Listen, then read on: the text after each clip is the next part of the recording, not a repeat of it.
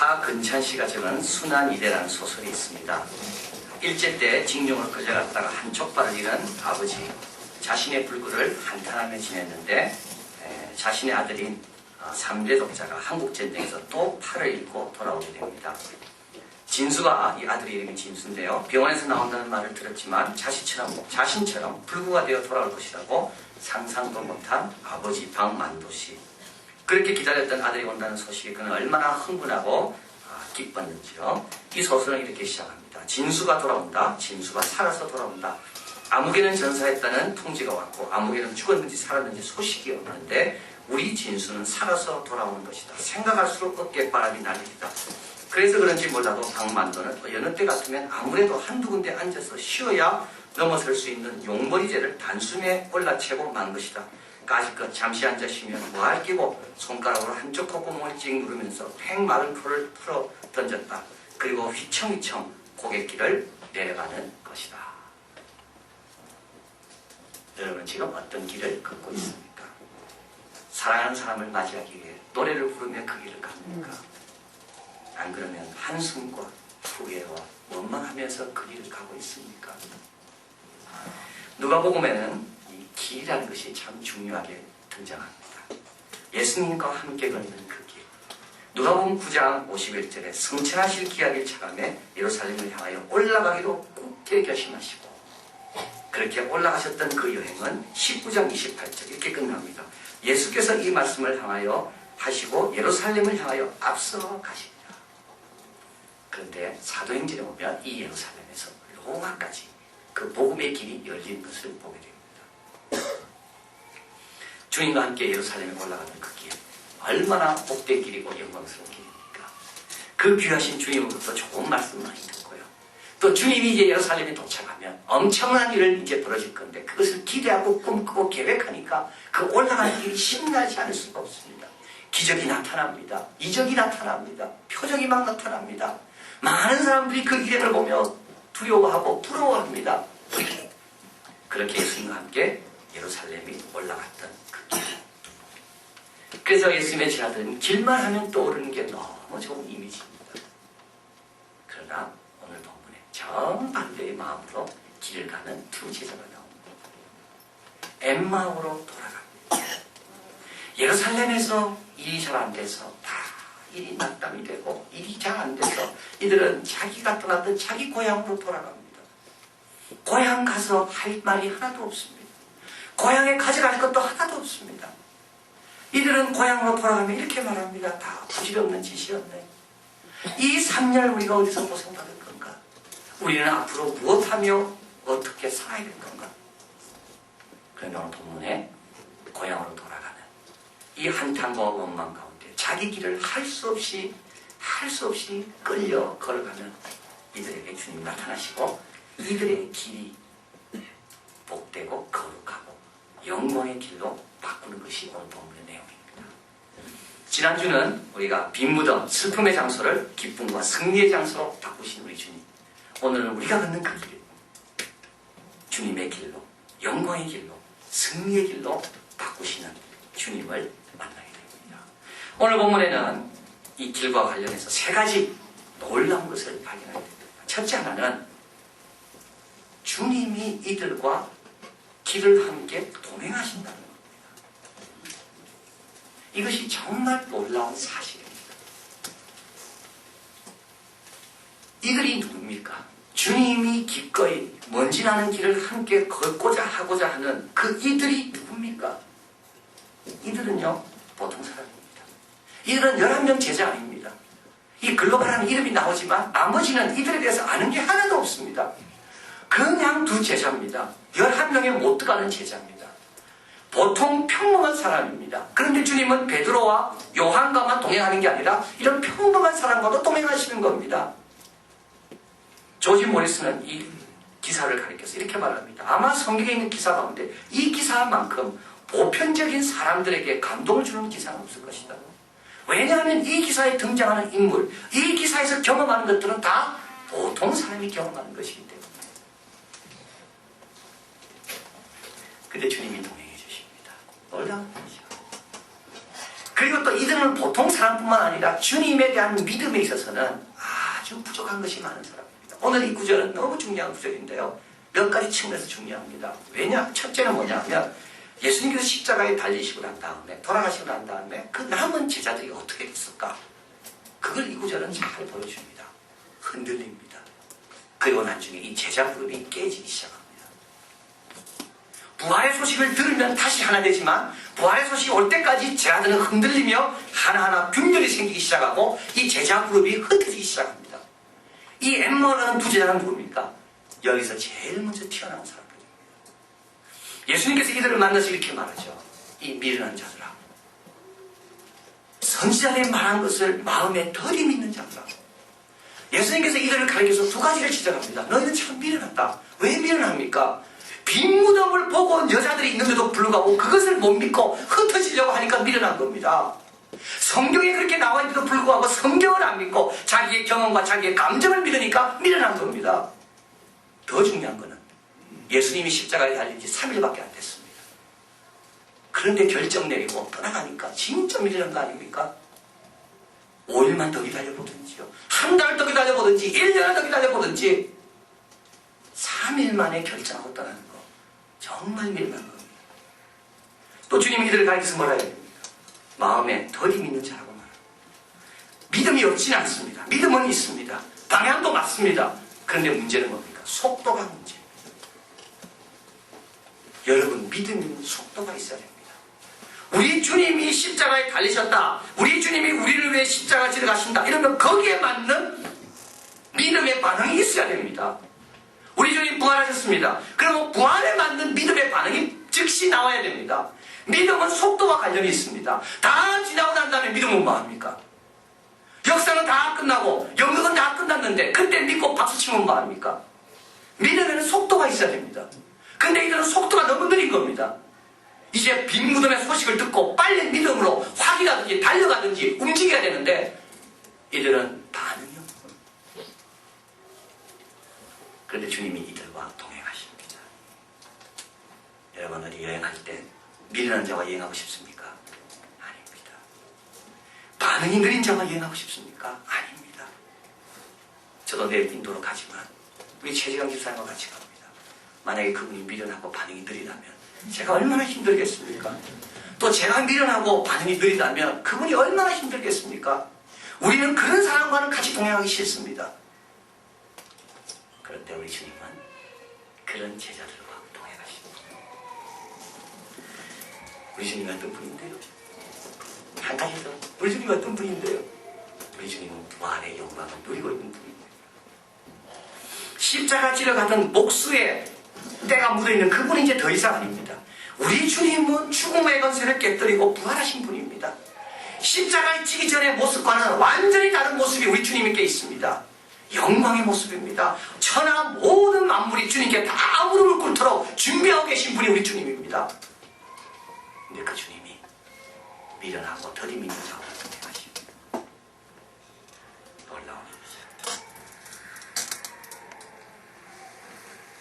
아름다운 자신감이라는 책에서 이 저자는 자기 딸이 자기 집에 왔다가 가면서 자기 책상 위에 적어놓고 간 것을 소개합니다.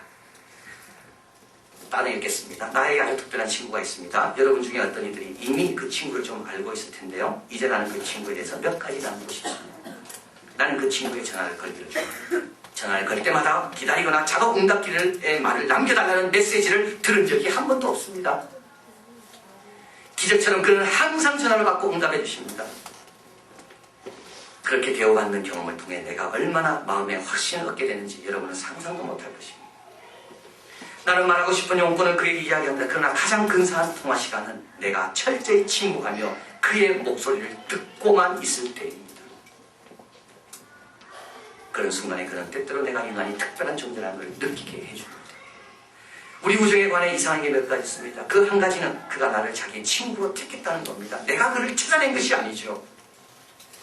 그는 아직 내가 갖고 있지 못한 좋은 장점들을, 알지 못하는 좋은 점들을 내 안에서 발견해서 그것을 소중히 여겨줍니다. 이런 류의 사랑은 상당히 때론 나를 곤혹스럽고 마음 찔리게 합니다. 그는 몇 시간 변하는 그림자처럼 변하지 않으며 깨어진 마음을 고쳐주고 상처를 싸매줍니다. 그의 사랑과 신실함은 하늘까지 닿을 것입니다. 놀라운 일이죠. 우리처럼 평범하고 우리처럼 미련하고 마음의 믿음의 반응이 너무 느린 자를 주님께서는 가까이 해주시는 것. 두 번째 놀라는 것이 있습니다. 그것은 바로 이 주님을 몰라본다는 겁니다. 이 주님을 몰라봅니다.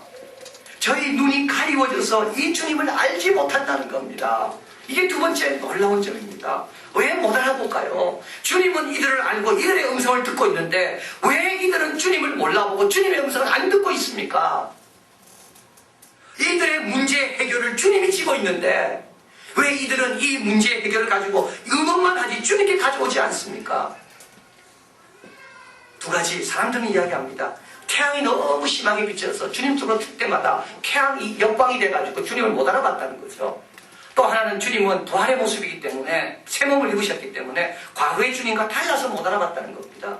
그러나 오늘 본문에 보면 두 가지 확실한 게 있습니다. 하나는 너무 슬펐기 때문에 못 알아보는 겁니다. 너무 자기 감정에 예민하고 민감한 사람은 남이 안 보입니다. 자기가 당한 것만, 자기 상처만 웅겨있는 사람은요, 남이 아프고 남이 힘들어하는 것을 못 봅니다. 마리아도 마찬가지입니다. 예수님께서 마리아라고 불렀지만 마리아는 동산직인 줄 알았습니다. 너무 슬펐기 때문에요. 두 번째 또 못 보는 이유가 있습니다. 너무 일만 생각하기 때문에 그렇습니다. 오늘 본문에 가보면 14절에 이 모든 된 일을 서로 이야기하더라. 일이 나오죠. 18절에 당신이 예루살렘에 오가면서 거기서 된 일을 홀로 알지 못하. 또 일이 나옵니다. 21절에 이 일이 된 지가 3일이죠. 또 일이 나옵니다. 일을 너무 열심히 하는 사람은요, 사람이 안 보입니다. 일 열심히 하는 사람하고 사는 사람은 늘 외롭습니다. 그 사람은 일은 잃을 줄 몰라도 사람을 잃게 됩니다. 그런데 이 일은 주인이 누굽니까? 내가 아니고 주인입니다. 주님이시죠. 이 일을 맡긴 분을 우리가 더 많이 봐야 되는데 우리는 맡긴 분보다는 일을 더 많이 보고 있습니다. 지난주 말씀드렸습니다. 고도가 낮으면요, 보이는 게 제한됩니다. 일보다 내가 서 있는 위치가 낮으면 일에 가려서 일 넘어가 안 보이는 겁니다. 엠마오로 가는 두 제자는 지금 고도가 너무 낮습니다. 일만 생각하고 일 위에서 일을 바라보고 일을 주신 분이 누군지를 바라봐야 되는데 내가 자더라도 내가 편히 잘 수 있도록 나에게 잠을 주시고 나머지 내가 벌려놓은 모든 일들을 감당하시는 그 선한 주님을 바라봐야 되는데 일에 갇혀서 주님이 안 보이는 겁니다. 자, 오늘 본문은 참 그러나 이런 우리를 주님 포기합니까? 포기하지 않죠. 주님과 주님이 동행해 주시는데도 불구하고 못 알아보는 우리를 주님은 어떻게 하십니까? 주님은 우리를 기다리시고 한 단계 한 단계 신앙의 높은 단계로 끌어올리십니다. 이것이 오늘 본문에서 발견한 세 번째 놀라움입니다. 첫 번째 주님은 어떻게 합니까? 묻습니다. 그 일이 뭐냐? 네가 고민하는 그 일이 뭐냐? 정말 그 일이 이렇게 중요하냐? 그 일을 네가 풀 수 있냐? 내가 풀 수 있냐? 주님은 그 일에 대해서 묻습니다. 우리가 일에 관심이 많으니까요. 그 일을 책임질 사람이 누구냐? 우리 예수님이죠. 그리고 주님은 이들의 상태에 대해 지적합니다. 미련하고 들이밀는 자들아. 그리고 세 번째로 주님은 이들 속에 있는 마음의 불씨, 믿음의 불씨, 작은 불씨를 보고 이것이 활활 탈 수 있도록 하나님 말씀으로 그들을 가르칩니다. 오늘 본문에 한번 가보겠습니다. 27절 같이 읽습니다. 이에 모세와 및 모든 선지자의 글로 시작하여 모든 성경에 쓴 바 자기에 관한 것을 자세히 설명하시니라. 이 누가복음 24장이요. 중요한 것이 이유가 첫째 하나는 뭐랬습니까? 제자들이 십자가 이후에 흩어지는 그 과정을 쓰고 있고 또 중요한 이유는 예수님이 성경을 얼마나 사랑했는지를 알게 합니다. 우리 예수님이 성경을 얼마나 사랑하는지 성경 구절 하나하나마다 자기에게 대한 구절이 뭔지 다 알고 계십니다. 모세의 글과 선지자의 글들을 다 주님은 알고 계십니다. 그래서 예수님께서 시험당할 때 사탄으로부터 말씀으로 이기셨고요. 회당에 들어가서 말씀을 가르칠 때 듣는 사람이 다 놀랐습니다. 그런데 부활 이후에도 주님은 여전히 말씀을 사랑하십니다. 이 말씀을 늘 설명해 줍니다. 이때 이들의 마음이 뜨거웠습니다. 그런데 여러분, 이게 세 번째 단계죠. 첫 번째 질문에 응답하는 단계. 두 번째 뭡니까? 주님의 말씀을 듣는 단계. 그리고 마음이 뜨거워지는 세 번째 단계. 그런데 주님은 여기에서 머물지 않습니다. 그 다음에 네 번째 단계가 있는데요. 오늘 본문의 28절입니다. 저희가 가는 촌에 가까이 가면 예수는 더 가려 하시는 것 같이 하시니. 자, 이제 네 번째 단계로 도약해야 되는데 이때 문제가 발생합니다. 뭡니까? 예수님은 더 가시려고 하고 제자들은 자기 집에 다 왔습니다. 어떻게 해야 됩니까? 은혜는 받고 기쁨이 충만한데 그 다음 단계로 올라가기 위해서는 한 가지 더 꼭 해야 됩니다. 그게 뭡니까? 예수님을 붙드는 것. 받는 단계에서 이제는 내가 예수님을 붙드는 단계입니다. 오늘 본문 한번 가보십시오. 너무 중요한 말이 여기 있습니다. 저희가 강문하에 가는데 29절입니다. 함께 유하사이다. 때가 저물어 가고 날이 이미 기울은 나이다 하니 저희와 함께 유하로 들어가십니다. 30절 같이 있습니다. 저희와 함께 음식 잡수실 때 떡을 가지사 축사하시며 떼어 저희에게 주시며 31절 저희 눈이 밝아져 그인 줄 알아보더니 예수는 저희에게 보이지 아니하시는지라. 여러분, 이 구절이 너무 중요합니다. 이들이 예수님을 자기 집에 모십니다. 자기 집에 모시고 자기 집에 제일 중요한 식탁의 상자에 예수님을 앉게 합니다. 그리고 그 집에 생명과 같은 떡을 예수님께 맡깁니다. 예수님은 이 떡을 떼십니다. 이 떡을 뗀다는 말은 뭐겠습니까? 예수님 임의로 이 떡을 나눈다는 걸 말합니다. 더 이상 이 떡은 이 제자들의 것이 아닙니다. 더 이상 그 집에서 중량을 결정한 것은 제자들이 아닙니다. 마지막 단계에 오르기 위해서 예수님을 내 마음의 중심으로 모셔야 되고 내가 아끼는 것을 주님께 맡겨야지만 신앙의 한 단계, 완성의 단계에 도달하게 됩니다. 오늘 본문에 보면 이렇게 나와 있죠. 눈이 밝아졌다 나와 있습니다. 눈이 밝아지기 위해서는 어떻게 해야 됩니까? 예수님께 맡겨야 눈이 밝아집니다. 오병이어의 기적, 그 보리떡 5개와 물고기 2마리를 예수님께 맡길 때 비로소 예수님이 누군지 알게 된 겁니다. 5,000명을 먹는 그 역사를 통해서만이 비로소 예수님이 누군지 알게 되는 거죠. 그런데 오늘 본문에 뭐라 나와 있죠? 눈이 밝아져 그인 줄 알아보는 순간 어떻게 됐습니까? 예수님은 보이지 아니하는지라. 모순입니다. 눈이 밝아졌으면 예수님 봐야 되는데요. 근데 아까는 어떻습니까? 예수님 계시는데 안 보입니다. 지금은 정반대입니다. 예수님을 알아봤는데 안 계십니다. 왜 안 보일까요? 예수님은 이미 그들 안에 거하시기 때문에 그렇습니다. 여러분, 너무 중요한 걸 발견합니다. 예수님과 동행하는 단계에서 예수님과 하나 되는 단계로 발전해야 됩니다. 사람들이 나를 바라볼 때 나의 여기 있고 예수님 여기 있고 둘로 바라보는 단계가 아니라 사람들이 나를 바라볼 때 그 안에 예수님이 거하시구나, 그렇게 바라봐야 된다는 거죠. 이게 신앙의 완성입니다. 그런데 사람들이 나를 바라볼 때 내 안에 거하신 예수님을 바라볼 수 있게 하기 위해서 어떻게 해야 됩니까? 내 중심의 자리에 예수님을 모셔야 됩니다. 내가 아끼는 이 생명의 떡을 예수님께 맡겨야 됩니다. 그러면 예수님이 그것을 축사하시고 그때요, 주님 원하신 대로 주기 시작할 때 그때 우리는 비로소 눈이 떠지게 되고 예수님과 하나 되는 역사를 이루는 겁니다. 이 다음에 어떻게 되나요? 33절 곧 그 시로 일어나 예루살렘에 돌아갑니다. 이야. 그 시로 일어나 예루살렘에 돌아가 예수님을 만났고 예수님이 주시고 예수님이 행하신 것을 다 전합니다. 그 말은 뭡니까? 이제 그들 안에 예수님이 거하신다는 겁니다. 더 이상 예수님은 안 계시더라도 그들 안에 거하시는 예수님이 그들의 몸을 빌어 역사하신다는 겁니다. 그러면 길은 어떻게 됩니까? 길은 바뀌게 됩니다. 이제 더 이상 내 길이 아니라 예수님의 길이 됩니다. 그것이 십자가의 길이 됐든 그것이 영광의 길이 됐든 내가 예수님의 길을 가기 때문에 우리는 찬양하며 주님의 영광을 위하여 열심히 달려갈 수가 있는 겁니다. 여러분, 예수님과 동행하다가 예수님과 하나 되시고 가는 곳마다 예수님의 열매를 맺는 귀한 삶이 되시기를 진심으로 바랍니다. 기도하겠습니다.